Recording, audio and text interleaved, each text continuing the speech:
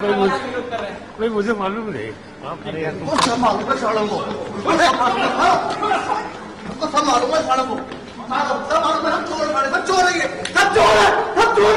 വിലക്കയറ്റത്തിനും അഴിമതിക്കുമെതിരെ മുദ്രാവാക്യം മുഴക്കിക്കൊണ്ടാണ് ഹർവീന്ദർ സിംഗ് എന്ന സിഖ് യുവാവ് ശരത് പവാറിന്റെ മുഖത്തടിച്ചത്.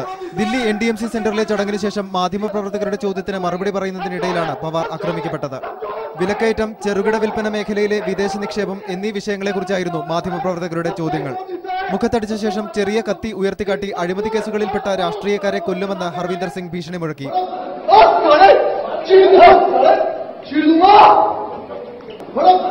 വിലക്കയറ്റം കൊണ്ട് പൊറുതിമുട്ടിയെന്നും ലോക്പാലിന് വേണ്ടിയുള്ള അന്നാ ഹസാരെയുടെ ശ്രമങ്ങൾ അവഗണിക്കപ്പെടുന്നുവെന്നും ഹർവീന്ദർ സിംഗ് വിളിച്ചു പറഞ്ഞു.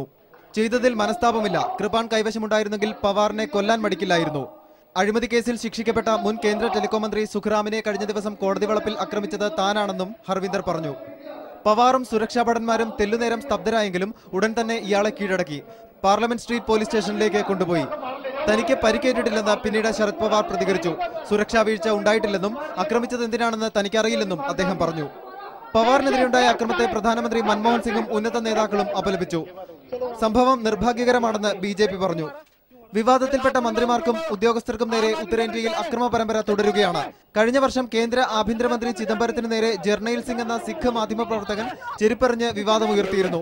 രുചിക കേസിലെ പ്രതി IG റാത്തോഡ്, ടെലികോം കുംഭകോണത്തിൽ ശിക്ഷിക്കപ്പെട്ട മുൻ കേന്ദ്രമന്ത്രി സുഖ്റാം എന്നിവരും ഇത്തരത്തിൽ ആക്രമിക്കപ്പെട്ടു.